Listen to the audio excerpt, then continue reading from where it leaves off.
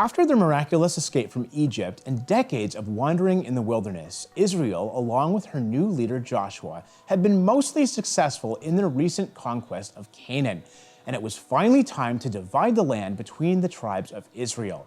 But just before the lots were cast, an 85-year-old man named Caleb approached Joshua to remind his old friend of a promise God had made to him 45 years earlier. Israel was still fresh out of Egypt after God had given them a dramatic and decisive victory over Pharaoh's army, and they were now stationed on the border of Canaan, ready to conquer the land God had promised them. In preparation, they sent 12 men, one from each tribe, to spy out the land for 40 days. And even though the same God who delivered them from Egypt had also promised them the victory over the Canaanites, some of whom were giants, the majority view of the spies was that Israel could not conquer them. In fact, only 2 of the 12 spies had faith in God's promise, and these 2 spies were none other than Caleb and Joshua. In fact, Caleb was especially bold and dared to disagree with the popular opinion. But unfortunately, Israel listened to the 10 spies and refused to enter the land. And for this, God vowed that they would spend the next 40 years wandering in the wilderness, 1 year for each day spent spying out the land, until every adult from that generation had perished. However, for Caleb's leadership against the unbelieving spies and people, God singled him out for blessing and promised him a special reward.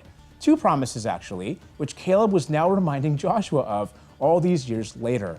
First of all, that he, along with Joshua, would be the only adult survivors from that unbelieving generation to enter the promised land, which of course happened.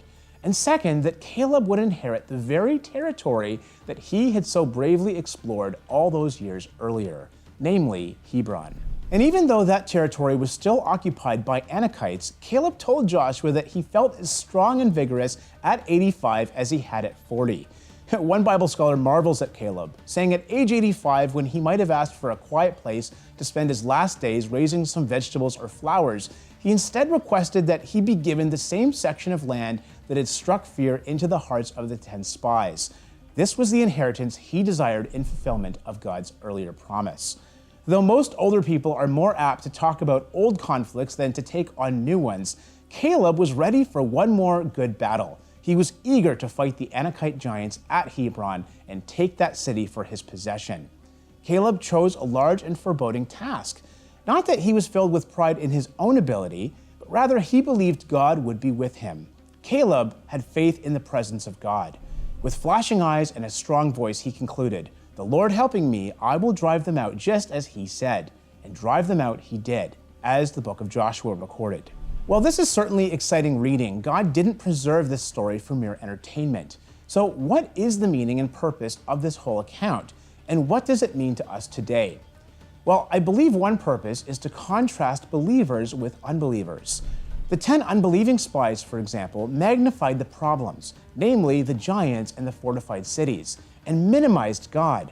But Caleb magnified God, which minimized the problems. Similarly, when we believe God and magnify Him, the impossible problems suddenly become possible. Second, the 10 spies doubted that they could be victorious, but Caleb was convinced of the victory.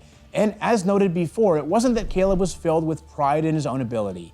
No, rather, he believed God would be with him. Caleb had faith in the presence of God.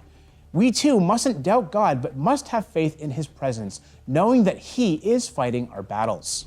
Third, while the 10 unbelieving spies all died in the wilderness and never got to enter the promised land, God spared Caleb and gave him an inheritance in the land.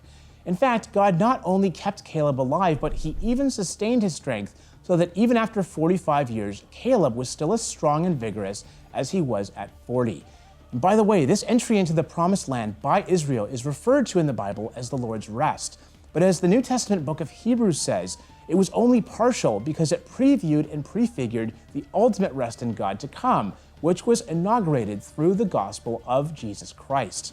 Thankfully, God still offers us this coming rest today for anyone who believes and trusts in His redemptive work through the person of Jesus Christ. This story also teaches us that God's acceptance of people has nothing to do with ethnicity, skin color, background, or where you're from. Rather, it has everything to do with faith and obedience to Him. Because notice that Caleb was a Kenizzite, and according to Genesis 15:19, the Kenizzites were a tribe of Canaan in Abraham's day. Caleb's family then was originally outside the covenant and commonwealth of Israel, as were several other heroes of the faith. It's apparent that the Kenizzites, in part at least, joined the tribe of Judah before the Exodus, so their faith was not hereditary, but was the fruit of conviction. And Caleb displayed that faith throughout his long lifetime. We too, no matter our skin color, ethnicity, or background, can become children of God if we will only repent and trust and believe in and on Him. Another important lesson we learn from this account is that the common idea that the majority opinion can't be wrong is wrong. Just as the 10 spies were wrong, oftentimes popular opinion is also very wrong. For example, the majority of people don't believe or recognize Jesus Christ as the way, the truth, and the life. As Jesus Himself said, "Enter through the narrow gate, for wide is the gate and broad is the road that leads to destruction, and many enter through it. But small is the gate and narrow the road that leads to life, and only a few find it."